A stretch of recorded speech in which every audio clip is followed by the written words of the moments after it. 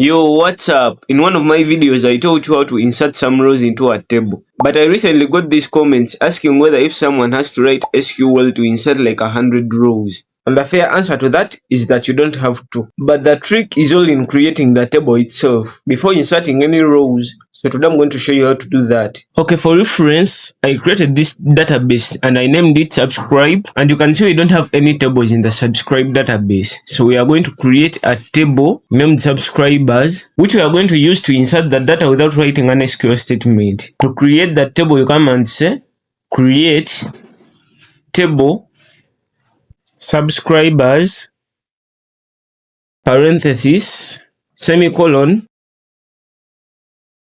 Let's create the columns. Our first column is going to be subscriber ID with a data type of int for integers. Give it an auto increment plus a primary key. For now, you may not know what an auto increment plus primary key means, but I'm going to show you in a sec. For the second column, let's give it an email. So we can list our subscribers' emails, give it a varchar. The limit is going to be 30. Not null value, comma for the third column, first name, varchar, and the maximum limit is going to be 100. Last name, varchar, and the limit is also going to be 100, comma, and for the fifth column, subscribed at. So we can see the exact time and date. The data type is going to be timestamp, default, current timestamp, and for the last column, it will be notes with a data type of text. So we can write some notes about our subscribers. Run this. Refresh the schemas tab to see the table. Here's our table. To see the table, you are going to select everything from subscribers. Run it. Here's our table. If you followed the exact steps provided, you should have something like this. Your table should look somehow like this. You may already have your own table, but it may not have these. So let me show you why it doesn't have them. I'm going to first drop the table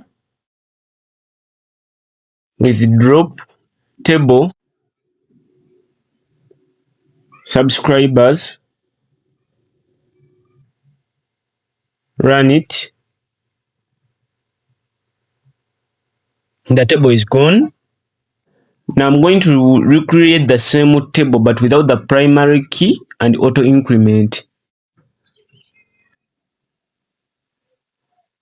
Run the statement. Refresh. Here's the table. Let's see the table. As you can see, the spaces are now gone. So let's drop the table again so we can recreate it with the auto increment and primary key. Drop the table. Table is gone. Add the auto increment and primary key. Run it. Let's see the table. Now we can use these to input some data. For example, this can be our first subscriber. The email can be sarahcodes@gmail.com. The first name can be Sarah, obviously. Johnson.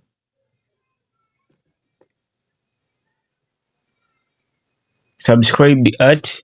Now remember the data type set on this column was a default timestamp, a current timestamp, which means even if we don't input the timestamp itself, it will autofill itself. The notes: Sarah may have left a comment to help push my videos.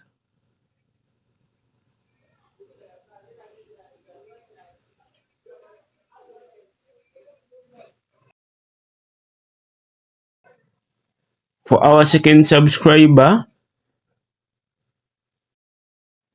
the email can be miketechie@yahoo.com. First name Mike, last name Williams. You can leave this empty because it can autofill itself with the current timestamp. Mike might have subscribed after the SQL video.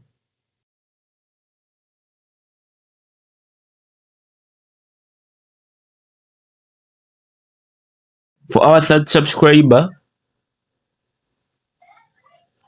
emily.dev@outlook.com. Her first name is obviously Emily.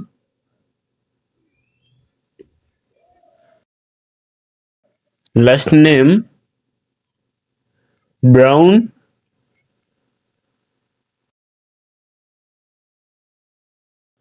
For the notes,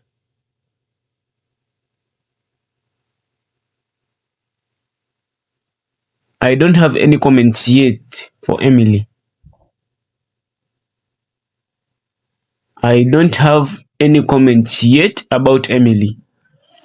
For our fourth subscriber, james.lana@gmail.com. The first name is James, last name Rogers, and the notes mentioned. James may have mentioned my teaching style to friends.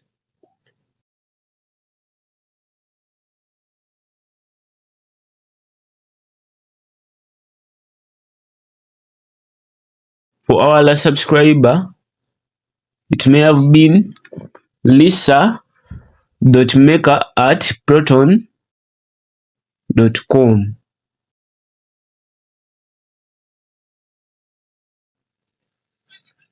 First name Lisa, last name Gracia. No, not yet.